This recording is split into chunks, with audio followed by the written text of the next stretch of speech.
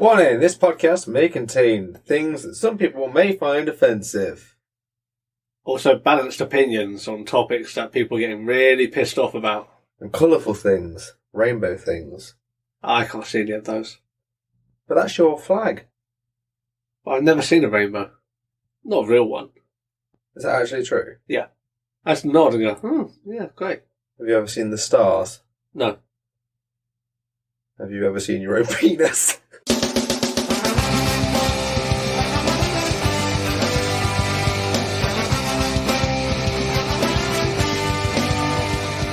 Welcome to the Seesaw Podcast with T and Cleves. Each week, offering up a delayed perspective on life.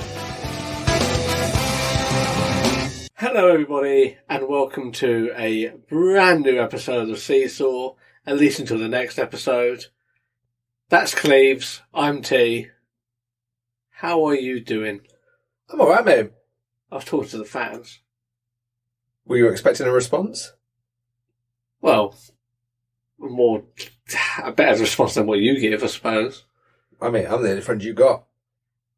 That's sad when you think about it.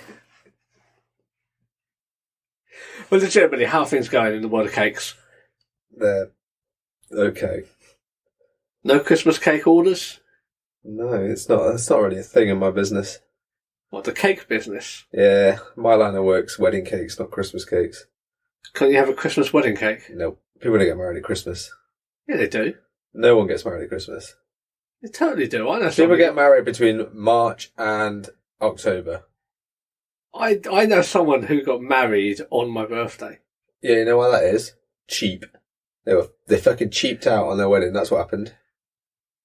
They went there because no one else had the fucking venue, because it's the middle of fucking December, it's cold as old shit, it's probably going to be drizzling with rain, and they thought, and get that venue for fucking 25% the normal cost. Cheap fuckers. That's what they were. Yeah, on my birthday. Happy birthday to me. Oh, your birthday's coming up. That'd be nice for you. Yes, I do have a birthday coming up. Unfortunately. I've gone to that age now where I don't want them anymore. What, 7? Yeah. Only in a leap year. Even then, that would put me younger than what my age actually is going to be. It's a shame that you get old and bald, but still sexy. I can't really comment on those things. No, because you have no taste. Oh, I'm just not bold and I'm not sexy. Both of those things are accurate, but the first one will change. You think I'm going to get bold? Yes. It's a strong statement. Everyone goes bald when you die. Skeleton head. Nah, I'm just going to get burnt up. Wow. And we've gone into death. I suppose Halloween was a week and a half ago, so kind of apt. So, great start to the episode. I'm glad that we are starting episode 49. Giggity. What's a 49? Oh, you don't want to know, mate. It's like a 69, but there's more bumholes. More bumholes? Yep. Wouldn't that be an 89? Nope. Bumholes are cut price vagina, that's why it's only 40. I don't know. I don't know anything about prostitution, but I would probably say that the bumhole stuff is more expensive than the front stuff. I mean, you're a man who knows these sort of things. Mate, you're the one that lived next to a prostitute. Yeah, but I didn't visit her, did I? Who knows? Well, she knows that I didn't. Okay, we'll accept that explanation for now. Next week on Seesaw Podcast. Episode 50. Tony's ex-neighbour. We're not getting my ex-neighbour on Hooker extraordinaire. No. She's on episode 100, mate. She's on episode 49. Go back and check. No. Okay, so... yeah. Segueing from bumholes to AssFault. That's the topic of this week. And if you don't know what AssFault is, it's... then you need to consult your hole specialist. Because if you've got a fault with your ass, then... go back to the last episode and you can find out what a hole specialist is. So the topic of this week is AssFault. more specifically, crossings, pedestrian crossings in London. So this has become quite a thing recently. We're trying to be on the pulse of the topic. Cleves, do you want to give a rough sort of rundown of what this is? Not really. Then why are you even here? Okay. Much like a disappointed parent with the behaviour of their child, I will ask the question, be denied, and then just answer the question myself. So, the City of London have got... Basically, Camden have got crossings. And instead of painting them black and white, they're painting them real fun colours, like pieces of art. Sometimes it's just like the rainbow flag for LGBTQ Plus. IA people. Plus again. There's a lot of pluses. Yep. And then sometimes it's like pieces of a genuine artwork rather than a usual standard zebra crossing. So, yeah, it's pretty up the place. Make things a bit fun, funky and enjoyable. Hipster. Yeah, also that. So, the issue with this is that disabled people are pissed at this. And there have been multiple charities that have written an open letter to the Mayor of London, who I didn't write their name down. Jeff. It's not that. Jeff Hummingbird. No, it's something Khan. Jeff Hummingbird Khan is double-barreled. Okay. You can look this up, so it doesn't matter. The Mayor of London, open letter to the Mayor of London about these pedestrian crossings that have been artfully designed in bright, vibrant colours, all sorts of patterns. Some of them aren't as bad as others, but we'll get more into that. So this letter is, I mean, it's not like it's local charities, is it, Cleves? We're not talking like it's Johnny's Eye Foundation from Camden, is it? It's pronounced John Eyes. A bit like Jen Eyes. Sorry, John Eyes and Jen Eyes. Jen Eyes. No, there's a bunch of charities there. So it was written originally by Transport for All London. There's also Alzheimer's Society on there, Guide Dogs, RNIB, Scope, London Travel Watch, Age UK, Inclusion London. That's about it. That's the main ones. So 8 heavy hitters. For anyone outside of the UK, shout out to the influx of German, Canadian and Indian listeners. What up? For context, these are not small charities. These are some of what I would say the heavy hitters in the charity sector with a lot of money, a lot of influence, especially Scope, RNIB, Guide Dogs, Alzheimer's Society as well. I would say these are very big charities who have thrown their weight behind this letter. So this is an issue that has been raised. So what we're going to do is we're going to go through the letter and the bullet points that was brought up, and we will give our opinions as we go, but we just want to give, in seesaw fashion, give a bit of a balance to this. Balance it on the seesaw. Lame. It was a bit lame. But I don't fucking care. Okay, so I think the first sort of part of the letter was addressing disability in general, wasn't it? Yes. Do you want to run down the first point? No. Okay. Okay, so the first point is about causing confusion. Because... It says right there the impact on disabled people. Yes, so the first section is about the impact on disabled people. The first thing that's brought up was that these crossings will cause confusion. And this point was primarily linked to the visually impaired and blind, which sort of sits in our wheelhouse. So what was outlined was essentially that blind and visually impaired people get used to certain landmarks, certain crossings and various aspects like that. And that by changing them from sort of your standard zebra crossing, they would get confused and not know where to cross. Yeah, but you said they were learning landmarks. If they know where a zebra crossing is, that zebra crossing hasn't changed, just the picture on the floor has changed. Yes. So they still know where it is. Yeah, so this is one of the things that I agree with you. When I'm out and about, I'm not looking at the road for the crossing. I'm looking at the various points on the pavement where I can cross. And whether they've got a colourful sort of straight rectangle across the road or a zebra crossing, it doesn't make a difference to me. There's probably going to be instances where that is not true, but in general, that's not really a thing. But these are all funky colours. Will they not harm your eyes, I hear someone say?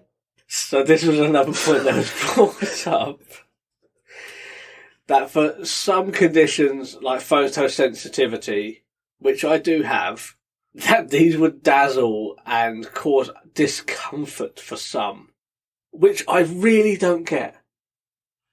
Because surely a zebra crossing, white and black, like white is the brightest of colours. Not technically a colour. Well, it's not, but if we're talking shades, it's the brightest, isn't it? Yeah.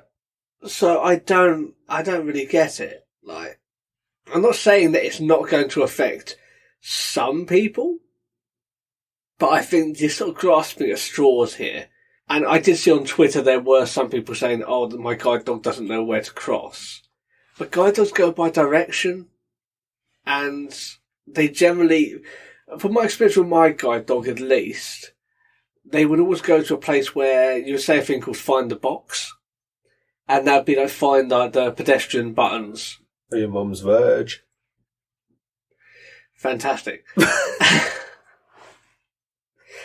So it would be like find the pedestrian crossing buttons and stuff like that. Like, my guide dog never would find like the actual crossing. Thanks for adding that a second time. You are welcome. Also, the bump dots, like the tactile paving as well, I would say. Blind man's run up, commonly called. By you, and news to me now. You never heard of blind man's run up? No. Yeah, little dots on the floor. Blind man's run up. Okay.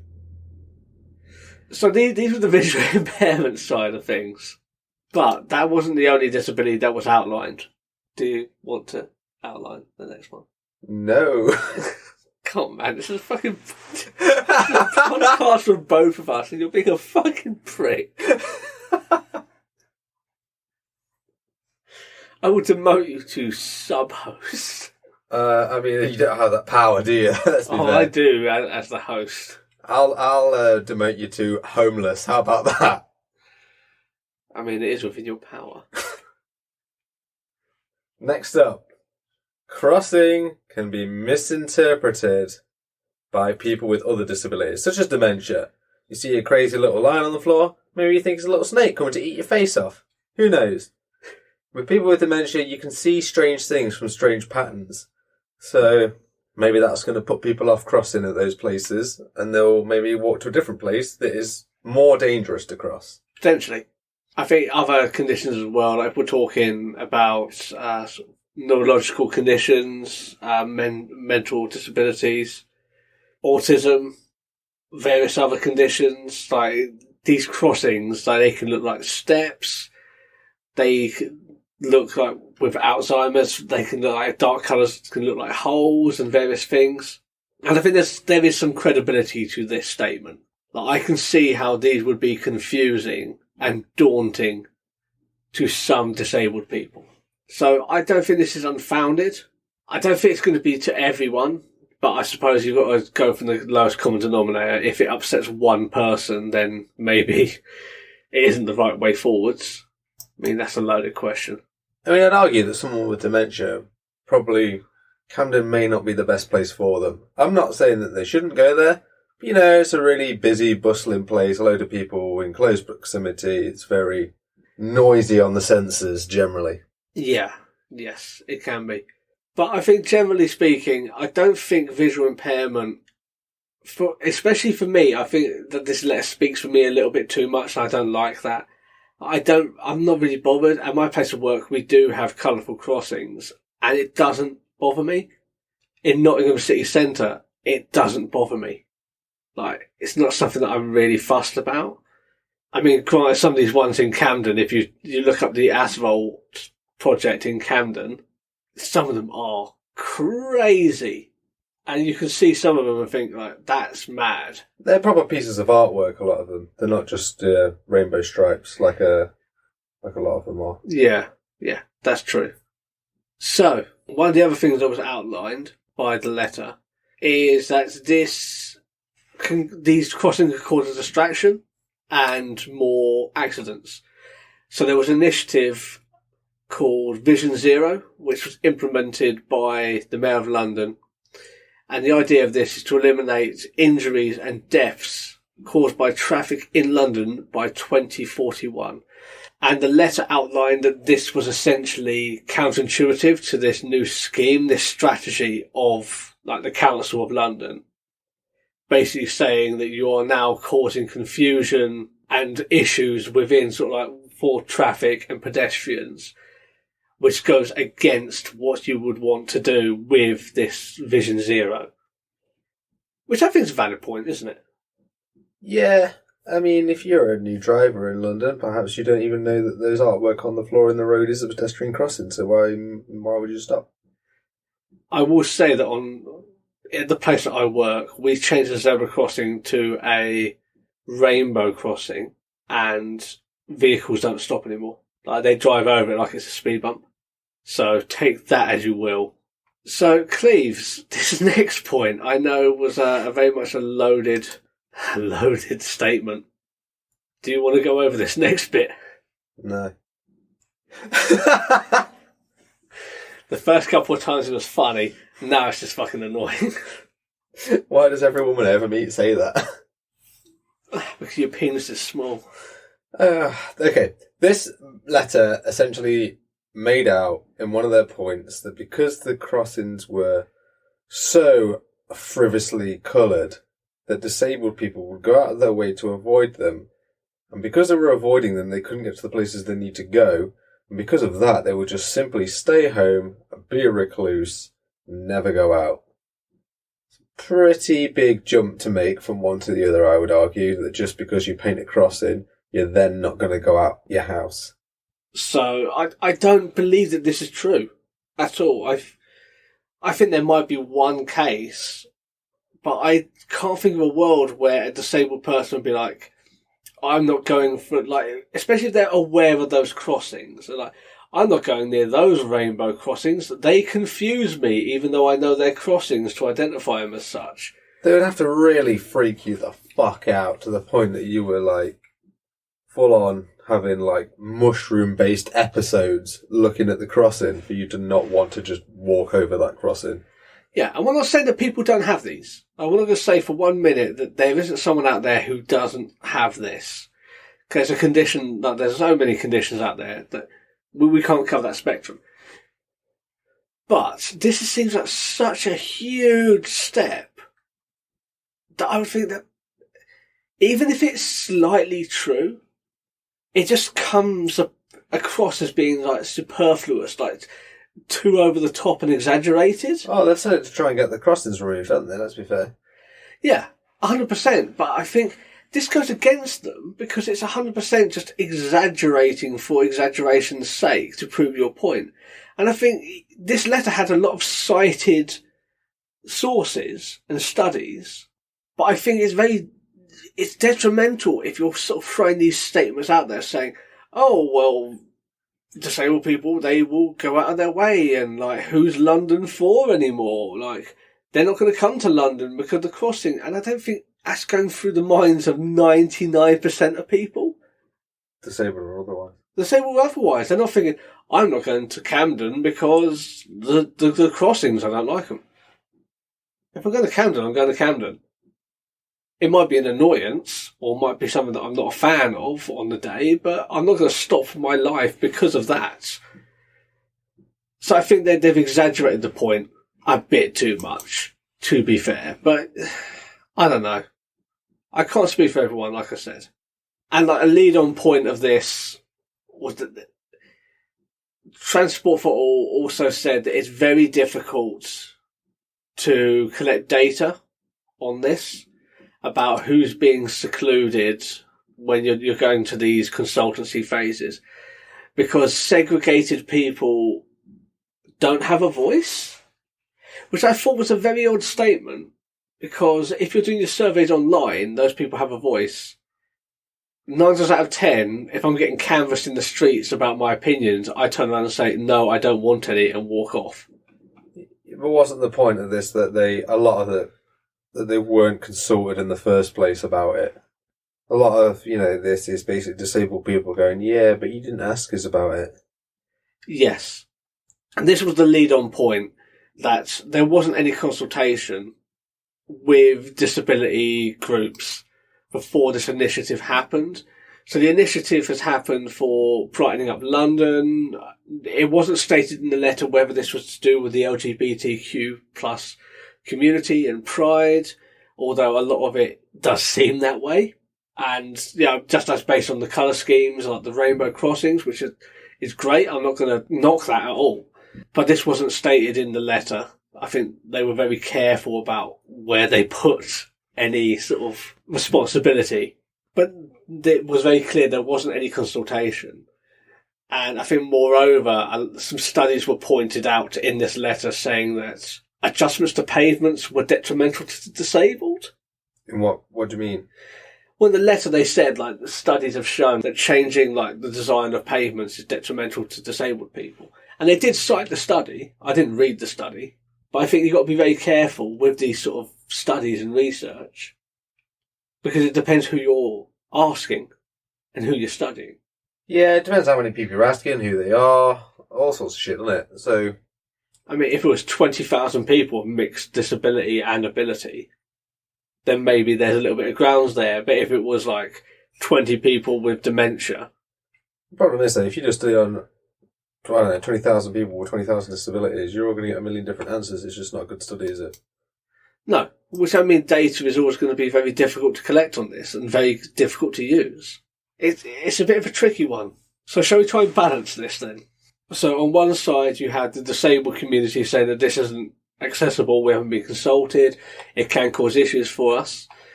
But similarly, we've seen on Twitter that members of the LGBT plus community are getting a bit fired up about the negative comments of the disabled community, should we say? Yeah, well, some of these crossings, the rainbow ones, are meant to be raising awareness for that cause, aren't they? Yes. And they just see it as disabled people sort of naysaying. Being a Gary. Being a Gary, or in some worst cases, being anti.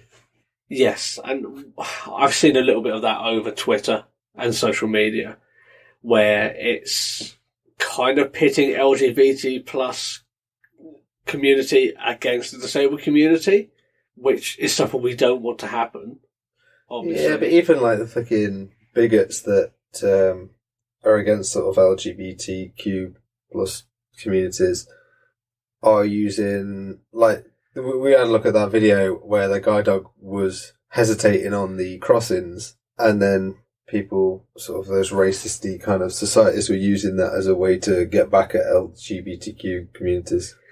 Yeah, that's the problem, isn't it? You're always going to get the bigots who will use this as a reason against the people they don't like. And I think that's a dangerous thing. And I wish I could just say to people, play nice. Come on kids, play nice with each other. But unfortunately, you've got a lot of hatred going around, and that's just how social media works. Unfortunately, it's anonymous. I can see the problems with the crossings, and I think the consultation is an issue. How there wasn't any consultation, or at least to our knowledge there wasn't. We don't know. This is just the one side of it. And granted, it's 8 charities, and you wouldn't like to think that they would manipulate the truth. But we have seen a bit of hyperbole in this letter, with a few statements that we've outlined. So I think it's quite difficult to sort of balance this. Here's another thing as well. People are moaning that they weren't consulted, right? But then, from the other side of things, if you're the artist, then you're going to want freedom to do your own work on that crossing. So, art's like borderless expression, isn't it? So, let them paint what they want. I mean, they probably did have guidelines, as it's a sort of public property at the end of the day. Yeah. But the thing is with disabled people, right? If you've learnt to find that crossing before, and that crossing you managed to get across it, millions of times. And if you learn that originally, you can learn these new ones again.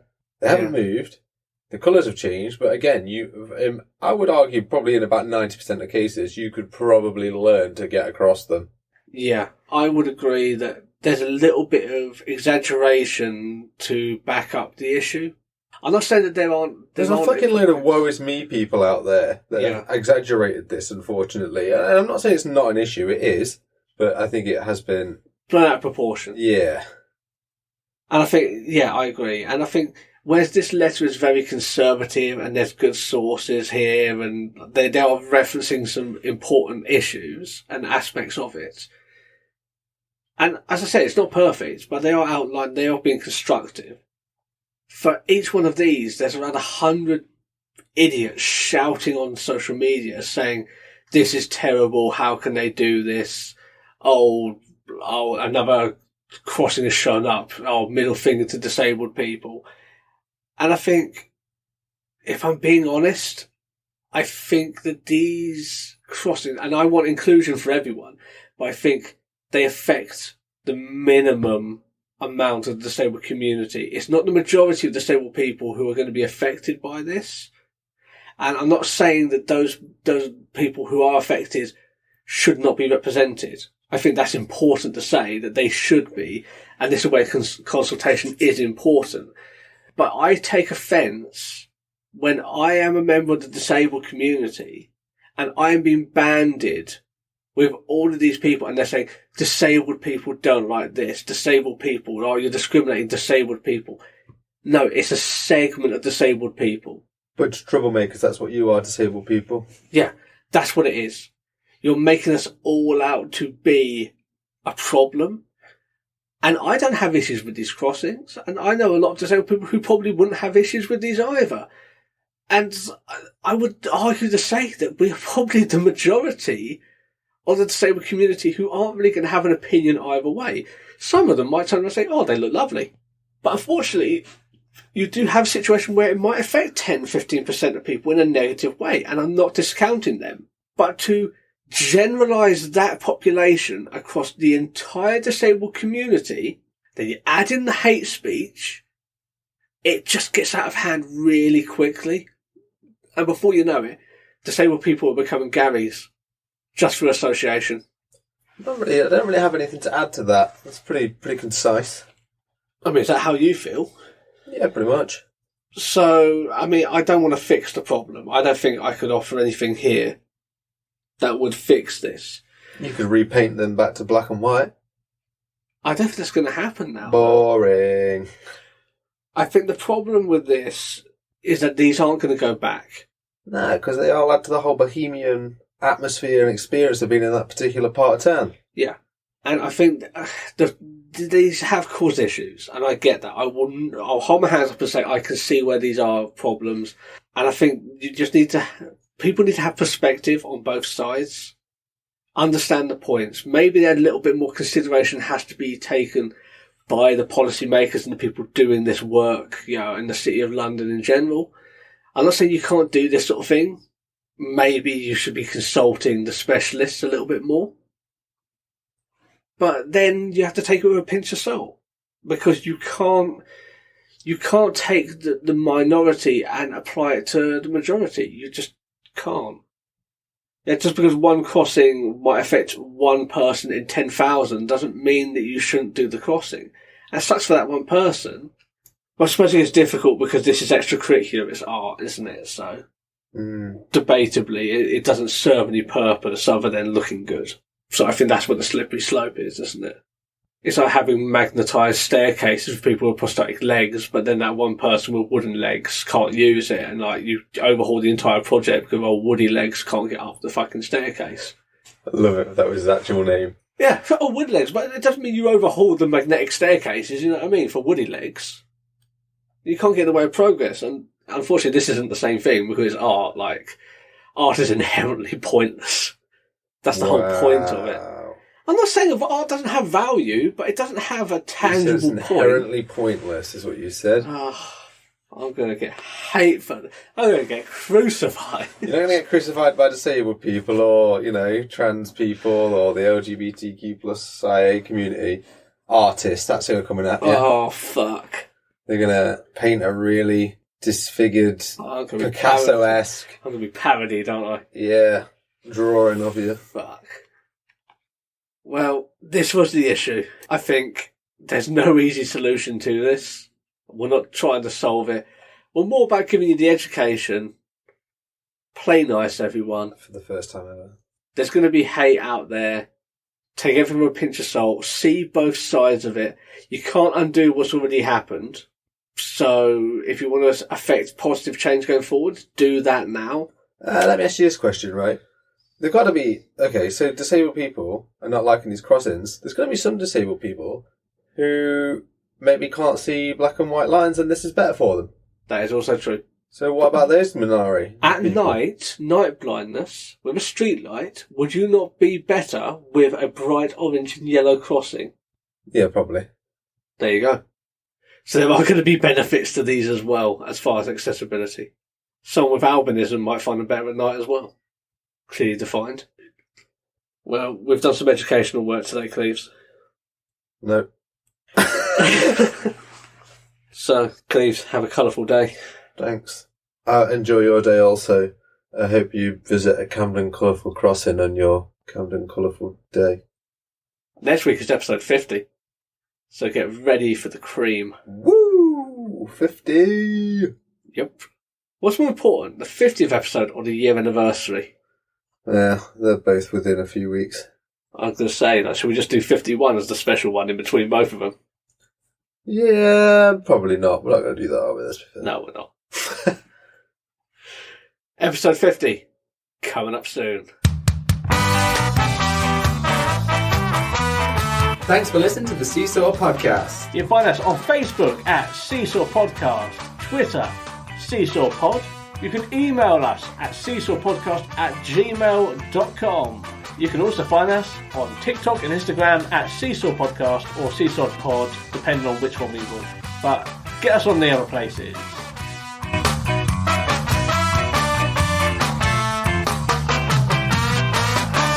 This podcast was recorded in front of a blind audience.